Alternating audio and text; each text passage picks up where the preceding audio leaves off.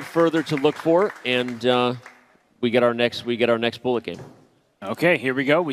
We're back to the Italian game. Hans no longer playing c4 on the first move, so back to where we started. What do you make of that decision, the bullet? Going back to the same opening? I mean, it's something we do kind of when habitually we're just kind of going back to what we know best, right? At this point, he's probably not necessarily thinking he has real comeback chances. I don't know that he would admit that, but at this point, there's 22 minutes. The players know exactly how much time there is. By the way, we've got these great clocks right next to them, right in their line of sight. So when you look at the math and you know what he's up against, I think he's just playing what he feels comfortable with and not much else to it. Because he just needs to play quickly. He does have a lead on the clock in this game. Black is super solid. Only one pair of pawns have been traded for each side, and now maybe bishops come off the board. But there are no weaknesses, no targets. So Hans is just trying to play quickly, but a bit aimlessly, perhaps. Yeah, playing quickly, but maybe aimlessly. And Magnus has gone into this opening every time Hans has chosen it with no real regrets. And okay, I actually don't know what to make of this middle game. It's different than the earlier ones we had. Much different. And there's this e4 pawn, which could be seen as a strength if it can push, or a weakness because black is already staring right at it. And bishop e3 development, that looks good. But the pawn e4, that just dropped. Yes, the d7 queen is loose, so do we see the capture on c5? The moves are happening so quickly, I can't even draw the arrows in time. But this end game here, I'm sure say it's a middle game, really. It's one where it's even material, and Danny, the worst part, as we said a game ago, it can last a long time. This game can last a long time, and again, maybe Magnus is happy to keep pretending to push, right? Even if he doesn't think he can win. If he doesn't feel there are real losing chances, he's just going to milk time off the clock. But although now that b-pawn is getting going, you dislodge the queen, here comes b5. That looks like a problem, but that did give the c5 square, so of course you're happy to develop your bishop from its starting square, and now there's some tactics at play. The bishop comes to c5. Are there tactics where the knight can move? Somehow the d5 pawn is weak. I'm looking at things like knight c6 and queen takes d5. I don't know if it works, but I do like it. Well, knight f5 apparently not the correct continuation, but it looks scary. The g7 pawn is in that knight's sights, but d4, look at that move. Just going after the bishop. It's a sacrifice, but Danny, apparently black may have a knight f4 in the air. Yeah, knight f4 and g2 is a problem. Don't blunder, but the queen might go to g4 and then g7 is a problem, so right back at you. It looks like that was not the correct continuation, taking on d4 with the bishop. It was the most natural move, but actually knight f4 could have met by knight c6, shutting down that diagonal, and here knight c6 happens anyway. Black has chances to survive. White is much better, but look at the clock. Magnus down to his final 2 seconds. And we see that in the current position, with the white queening, we have another position where Magnus is down in exchange. He's going to do his best that he can to survive it. But Danny, as we look at this position with limited pawns remaining, that gives black better chances to hold.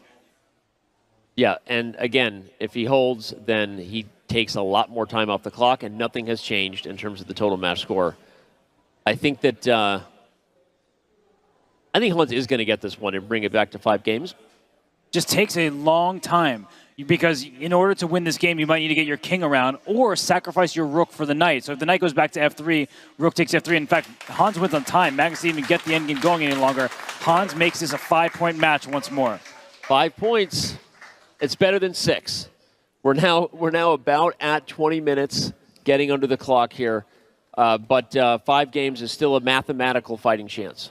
And we have a London system from Magnus. I mean, it had to happen at some point in the match. We know that Hans actually did a course in the Jabawa London. And here Magnus, he essays it. It's a very solid opening, not always the most ambitious, but Magnus doesn't need it be ambitious anymore. He just needs to milk this match clock. I think these positions are also a little more dangerous than they first look, right? Not the most ambitious, but he does still have the bishop. Still poking at the king side, right? Looking for some tactics. It's true. I won't deny it. And I met a gentleman from Minnesota earlier who is a fan of Andrew Tang. Andrew Tang loves these positions from the white side, the Penguin GM. But in this position at the moment, well, black does have the healthier pawn structure, right? We have a pawn chain here. That's double pawns from white's perspective. So the evaluation objectively is level. But I think some of the elements here do favor black until that move f6. I mean, that move just was a problem. Yeah, f6 allowed f5. Literally, it happened on the board, and if you play e5, the knight pops into e6, which not just hits the rook, exactly, it hits the d5 pawn and the rook on f8. And by the way, you can't play rook d8 because the knight would take it. So suddenly black's position on tilt just with one pawn move. Suddenly Ben Feingold looks right. There was a queen takes d5 tactic that wasn't played, but it doesn't matter because this isolated queen pawn, the IQP, my mom asked me during the break, she said, what's the IQP? It's the isolated queen pawn, but there is a queen pawn no more. It's been captured, and now that knight is protected here. This is just a clear advantage for white. Clear advantage, a clear pawn, and also one that he can get a lot of time off the clock. Again, these games have been exactly what you would want if you're trying to protect a lead in bullet, right? Regardless of the result that we just had where Hans Niemann won. This is what Magnus wanted heading into bullet. 97, and now 97 wins the exchange immediately. I said it before you highlighted it. I said it first. Cheeks, 1 through 10, you owe me a Coke. Well, the most important thing is that Magnus already has a Coca-Cola next to him, and he gets the win with that fork.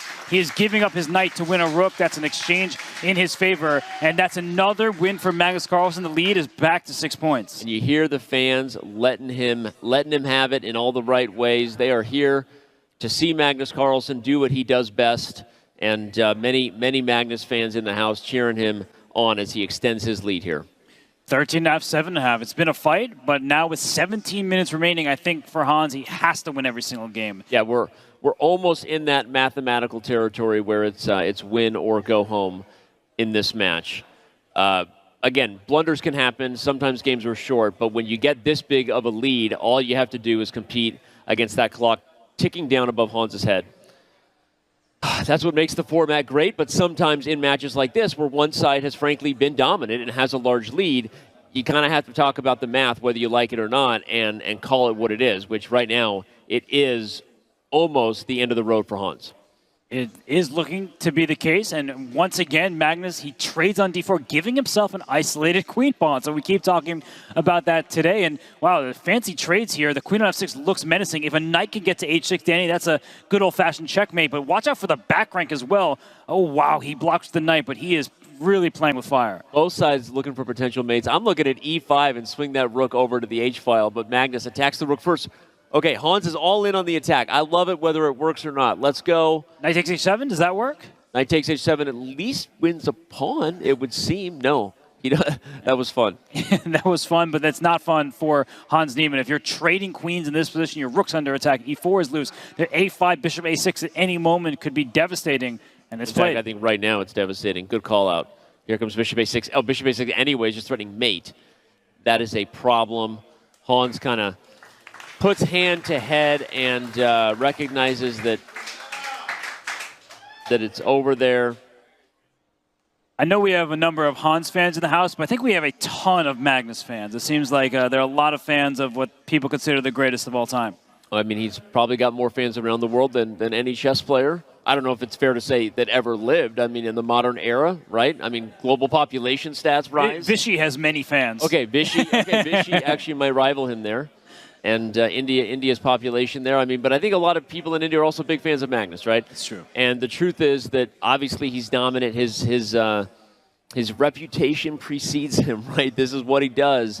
And Magnus Carlsen showed up today and did what he was asked to do.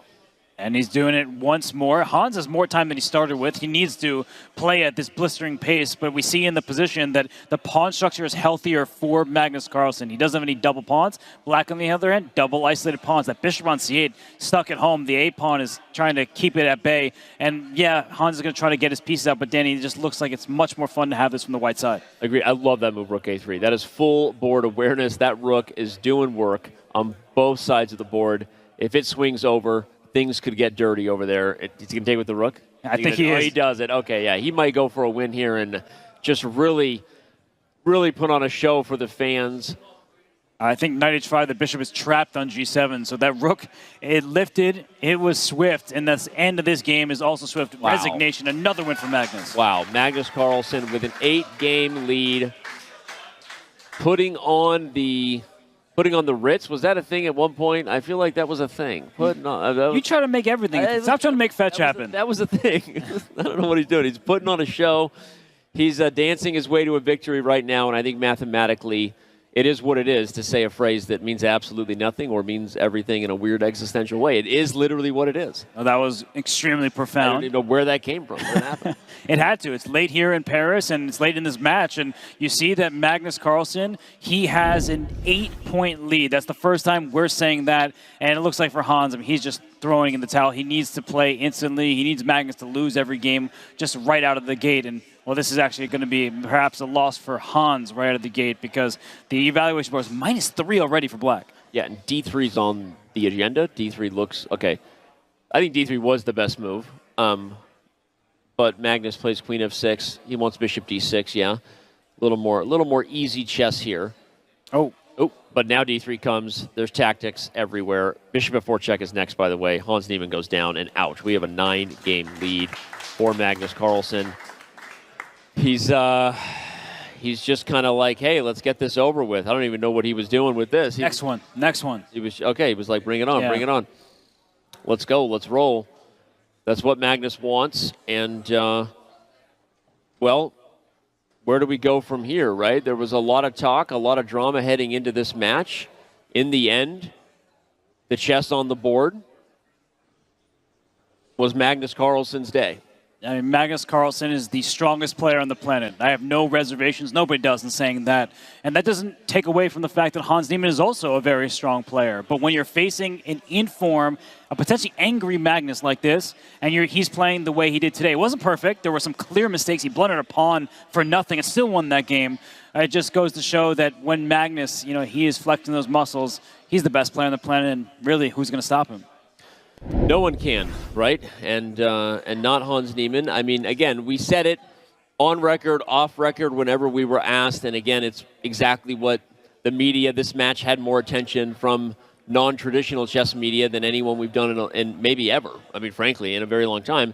And when you get asked the question, like, who's the favorite, who's going to win, you try to find new ways to say it for it to sound politically correct and not just like bias. But the obvious answer is that Magnus Carlsen is the favorite in every chess match that he plays. Yeah, it's not disrespectful to say that. I think with all the tension and all the media and the fireworks between these two, it seems like that. But objectively speaking, when you have the #1 rated player playing someone that he outrates by about 100 points in classical chess, and even more in blitz chess, at least in terms of over-the-board ratings, then it's clear that Magnus is the heavy favorite. That's not a disrespectful statement. And I think that between these two, of course, there is a ton of bad blood. I don't think that's ever going to go away. I think that these two, if they play many more matches, we'll see much more of their talking. But I think for Magnus, he is letting his moves do the talking. He is playing a great match, and he's about to win another game as multiple rooks are under attack. Yep. And I think that Hans, guarded, by the way. Yeah, Hans is getting cooked here. We've avoided just saying that chess spoke for itself many times, so we should just say it.